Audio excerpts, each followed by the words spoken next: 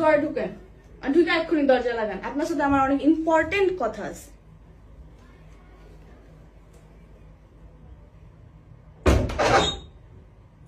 আপনি সব সময় এরকমটাই করেন।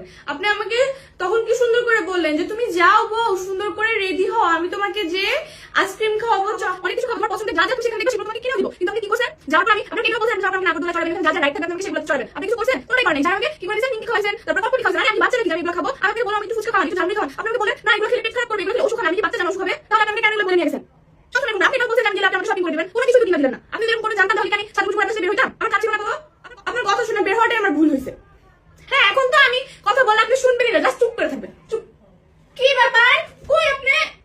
হ্যাঁ, এখন আমি বলছি না, এখন তো দরজা লাগিয়ে চলেই যাবে।